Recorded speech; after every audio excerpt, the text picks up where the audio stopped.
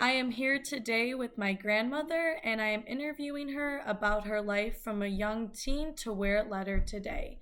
Introducing my grandma, if you could just start off with telling us how it was in high school and where you are today. Thank you for having me. Well, it all started back in 1961. I was a senior in high school and in love with another boy who was 19 years old. We fell in love. I got pregnant. I managed to go 5 months of pregnancy to school to graduate in 1961. We married in July of 61 and had a beautiful daughter in October 1961. Life went on. We had Christine, our second daughter, in 1963. And then we had Laura at age 60 in 1967. Period. We lived in Stickney in a very small house. It was called the Little House on the Prairie. But it was cozy, as my mother would say.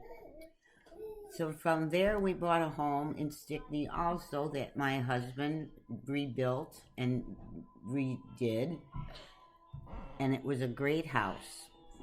However, we divorced in 1982, so at that time I was living with my three daughters, and my mom had also moved in when my father passed away in 1979.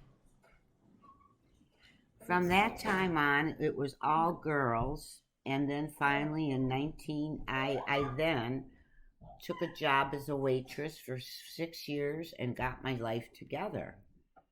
I then went on to secretarial work. Deborah was married in 1985, Christine in 1986, and Laura in 1993. My mother passed away in 1995. I sold my house in 1998, moved out to Downers Grove, had a beautiful condo, lived there for 4 years, moved to Countryside, lived there for 9 years, very pleasant there also, then moved to Mays Lake in Oakbrook in 2011. And from there I stay. It's a beautiful place to live. It's a senior residence, and all is good. My life has been a merry-go-round, a Ferris wheel, but it all came out okay. And what would you say was a prime time of your life? Like, what was your favorite age, and why was it your favorite age? Probably around age 50 when I really started to see what the world was all about. And can you expand on that? What was the world all about? Well, when I was younger, I didn't realize the good things, the children, and then I had grandchildren, and that was like a miracle. I loved them. So it just time went on. I realized how good life was. When you became a grandmother, did you feel like you threw yourself into being one? Yes, I did. What did you do to be involved? I helped out whenever I could. I babysat whenever asked, usually. And of course, gave my daughter every kind of help I could manage. How did you feel when you got pregnant? Scared. What made you scared? My mother and father were devout Catholics, Italian, very open-minded, but not in the 60s when that was me being pregnant. I couldn't tell them when I first found out, so I told them a month after I graduated from high school because I was determined to get through high school. They were very, very unhappy with the situation, but they went along with it, and they liked Ray, my husband. And my father said, if you can support her, then we'll then get married, and that's what we did. And how would you describe you and Ray's relationship today? Well, we've been divorced for 40 years, and we're friends. We're both older. We kind of talk all the time because we both have ailments, and it keeps us both going. We are friends, finally. Was there anyone that you met after Ray that you felt love again with?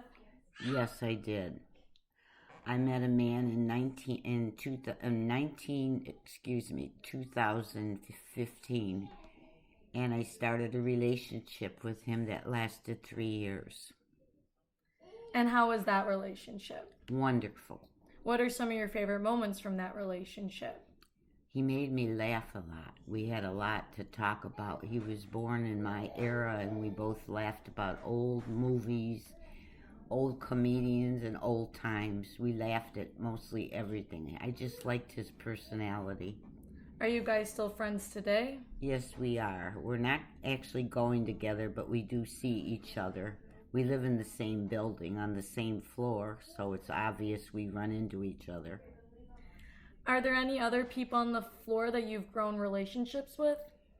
Not close relationships, but everybody on my end of the floor I know, and we all know each other and would be glad to help each other and if anything arose. What activities are in your building that you live in? Oh, they have many. They have line dancing, they have yoga, they have stretch and fit, they have painting, they have parties, luncheons, all sorts of things, all sorts of activities. Do you ever go to any of them? Sometimes, not always, because I like my friends that I have, and I enjoy my time alone. Out of all the years, what holiday parties was your favorite to go to? Christmas with my family, way back when I was a young girl, and of course I only had my babies. And then now with my family all grown, it's become a wonderful time to be together when you see your children, grandchildren, and great-grandchildren. At my age, I'm lucky to be here, and I thank God for every day. Moving on to a different topic, I'd like you to talk about your relationship with God because as your grandmother, I've known you to be very invested in having faith in God and always telling me about my saints, the angels, who to pray to. Have you always been this way? Well, I went to 8 years of Catholic grammar school, and that was back in the 50s, late 40s and 50s, so you really learned then. And I grew up with that. We went to church every Sunday, every day, holy day of obligation. My parents were very devout Catholics, but not the type that pushed it on anybody. They just respected our religion. But then time went on, and I married, and Ray was a Catholic, but he wasn't raised the way I was, and I sort of fell away from the church. I took the kids to Mass when they got older, but not every Sunday, and Easter, Christmas, and during the year, but not devoutly. And then all of a sudden it all came to an end when I got divorced. And it was a terrible time for me, and then years later I found my religion, and I know I could never live without it, with all the saints and with God's help. Do you know what age that was that you regained that faith? I was probably in my late 40s. Do you feel that came about because you felt the need to turn to God? Yes, I had an incident that scared me very much, and it made me realize what I was doing wrong, and it turned me around. And just the last thing I'd like to ask you today is, would you say that your relationship with your parents lasted still strong forever? Always.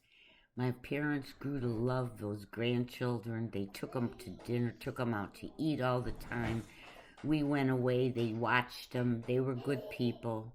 My father and mother died many years ago, but they're always in my thoughts. And my kids, they remember them because they were so good to them. Was there a child of yours that was closest with your parents out of all three of them? I think Lori at the end, because my father was very sick and she stayed with my mother a lot. And then when my mother moved into the room addition that my ex-husband built, she became very attached to Lori, and Lori was young, and she drove her to school and picked her up and did all sorts of things, grocery shopping Lori helped her with. And as she grew older, Lori helped her because Lori became a nurse. Thank you for taking time to share your story with me, and I hope everyone listening had a good time hearing it too.